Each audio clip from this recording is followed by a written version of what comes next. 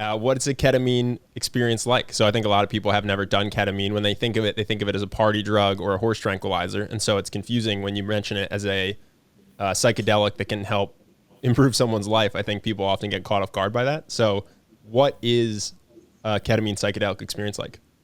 Yeah, this is the classic describe an indescribable experience question. Yep. I'll try to do it anyways. So one, when you talk about whether or not it's a psychedelic, the word psychedelic is derived from a couple, I think, Greek words in terms of etymology, and it really means like mind manifesting. So any molecular substance that has these sort of cognitive expanding qualities are generally classified as psychedelics. So that includes the classical psychedelics like psilocybin or LSD, and also some of the phenethylamines like MDMA, and also some of the dissociative psychedelics like ketamine or maybe even nitrous oxide. The way that I think about the ketamine experience, and there's a lot of different ways to describe it, is that it falls into three buckets. There's the emotional experience, the cognitive experience, and then the neuroplastic experience that can persist both during the experience and like 3 to 14 days afterwards, according to neuroimaging studies. So the emotional experience for a lot of people can feel very empathogenic, similar to MDMA, or as some people think of it as like MDMA All right. or ecstasy. I want to cut in for a potential help this be more helpful. Talk to someone who doesn't know anything about psychedelics or medicine. So like more entheogenic might not mean anything to that person. Yeah, so when I say more empathogenic, what I mean is that it helps people feel like they're connected to other people. It can feel like they can feel deep feelings of gratitude, deep feelings of connection with other people, both like loved ones and strangers, deep feelings of sort of joy. And so for a lot of Mind Bloom's clients who have these ruminative mood and thought disorders like anxiety and depression, and some of them have comorbidities with like OCD and PTSD and some other things. They feel emotionally uplifted sometimes for the first time in like 5, 10, 15, or 20 years. So the sort of heart-opening effects, if you're getting sort of like what it actually feels like, can be similar to MDMA, usually not as intense. The second bucket are the cognitive or sort of mental effects. So for a lot of people, they will experience these insights and perspectives. Sometimes it's tied to what they're trying to work on coming in. So we have everybody at MindBloom set intentions and write them out about what they're looking to change or explore or uncover, which can prime their subconscious. But oftentimes the things that come up are completely different.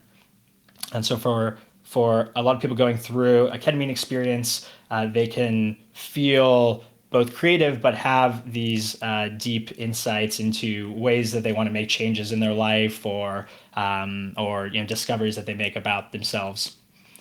The third bucket is the neuroplastic state and experience. So ketamine is a neuroplastic agent.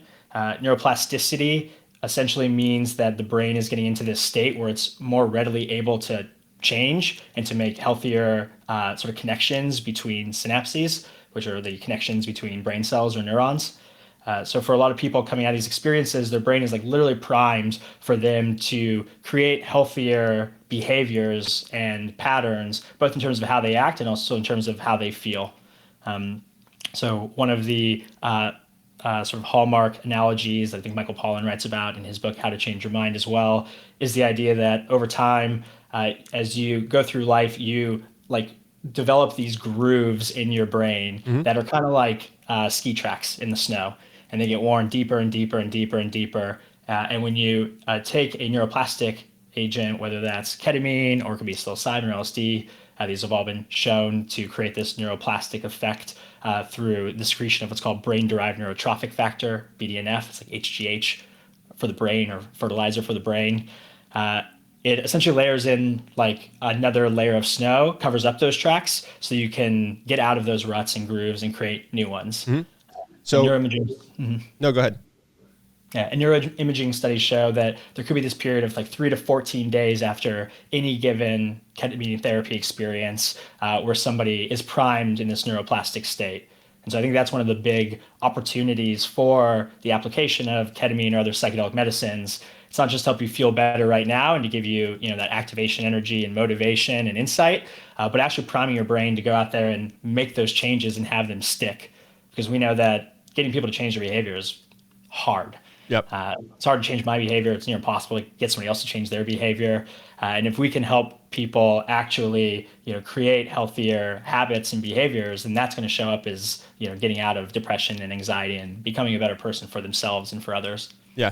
And what is the actual experience like? So for instance, I'll say when I do psilocybin, it is the best way I can describe it is it's kind of like a Beatles music video. And maybe if I close my eyes and I go internally with binaural beats and a sleep mask, it's different. But if I just take psilocybin and then interact with the world, crazy colors, a tree becomes an elephant made of leaves that stomps along. And then as I follow it, a dragon flies in, right? It's very much like Yellow Submarine.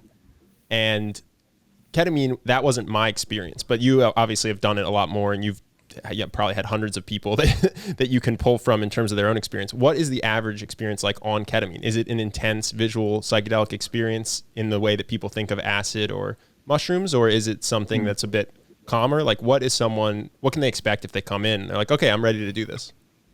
Yeah, it's hard to describe the sort of the hallucinogenic properties. So like the visual distortion and oral distortion. That's really getting into describing an ineffable experience or an indescribable experience. But here's one way I think about it. Whereas some of the classical and serotonergenic or molecules that act on your serotonin system primarily, like psilocybin and LSD, they really enhance your senses to the point of distortion. Those are your visual senses, your auditory senses, your like taste senses, and definitely your mental senses. It's very in the foreground. And like you just pointed out, everything gets very distorted. Then you have some other psychedelic therapies, medicines like ayahuasca, which is derived from DMT and this MAOI. And I believe you both have spoken about your respective ayahuasca experiences.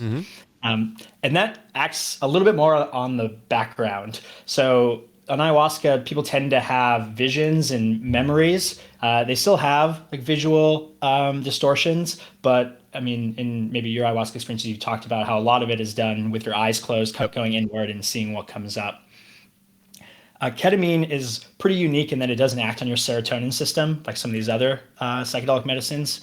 It acts on your glutamate system, which is the most common neurotransmitter in your brain and is responsible for we think it's responsible for encoding memory and learning. And it actually acts as an antagonist, not an agonist. So rather than sort of potentiating the system, it actually cuts the system off, which is why a lot of people talk about how their ketamine experiences can feel very out of body. It almost feels like your brain is disconnected from your body and you can sort of float outside of it. Maybe because of that, the experience is really in the background. So it's not enhancing your senses as much, although it can enhance your senses and it can also make things a little blurry. It is an anesthetic, even if you're taking it at like a 1/20th to 1/5 of an anesthetic dose when you do it as a psychedelic. But with your eyes closed and going inward, for a lot of people, it can bring up like shapes and colors and visions, but also a lot like really from the background in terms of memory. A lot of people describe sort of walking through a hall of doors and being able to, at will, go in and out of different memories, including memories that they completely forgot that they had. Maybe hadn't even thought that they encoded into like long-term memory, something from childhood or early development. Some people can feel like they experience ego death or ego loss. They completely, and I've had this myself, completely lose the entire sense of self whatsoever, and just sort of become enmeshed in like pure experience, which can be a very transcendental and mystical experience that can have some long-term benefits for people. But it's still pretty indescribable, and depending on the dosage and depth of therapeutic experience can have dramatically different effects for people. Well, Everything from like a light meditation to a full-blown ego death experience. Ego death is, I think, the hardest thing to describe. I think it's when you say you go into your own mind and a bunch of doors are available to you. And as you walk through them, different memories come to you, potentially repressed memories or hard memories, but you can approach them more lovingly because you're on ketamine. I think that people understand that. I think ego death is actually literally indescribable because then you stop existing. So the way I think about it, I'll give you an example of an ego death experience I had. This was actually on prescribed ketamine therapy done through intramuscular injection. It's like a quick little insulin needle shot in the arm. I, throughout the experience, was going through a lot of different memories and a lot of, especially on ketamine, which is a dissociative, one of the benefits potentially is they can help like really break down associations to different ideas or structures and help you see them with fresh eyes. That's kind of sort of that neuroplastic thing we just talked about, right? You're making new connections. And so you're able to, see things from a whole new perspective and like rebuild them from the ground up. The downside of a dissociative, it can be a little like jarring and confusing. So yeah, that's sort of the two sides of that coin. I had one experience where I had experienced ego death. And throughout the experience, I'd literally forgotten that I was a human being and just like purely experiencing what was coming up. So shapes, colors, sort of memories, associations, sort of creative thoughts. And as I maybe towards the end of the experience started piecing it all together, I started like scratching at the surface of like, wait, well, like, what am I doing? Like, who am I? And then all of a sudden my name came like flashing through in lights, Dylan. And I was like, oh, right, I'm Dylan. I'm a human being. And, sort of, every thing in my life sort of reassembled itself, and so that can be pretty intense for people, but it can also be really cathartic for people to get out of their heads, and especially for people with anxiety or depression, to get out of their ruminations and get a break from that and be able to sort of reset their thought patterns, because for a lot of people they're just stuck in these ruminations around anxiety, depression. They just go over and over and reinforce themselves deeper and deeper. Hope that you guys enjoyed that clip. If you want to see more like this and have us do more podcasts, we are 100% funded by our generous patrons. And if you'd like to contribute, there's a link in the description, and we'll have one pop up on the screen right here so that we can do more podcasts where we have fun conversations and hopefully some deep ones like this. Either way, hope that you enjoyed the video, and I will see you in the next one.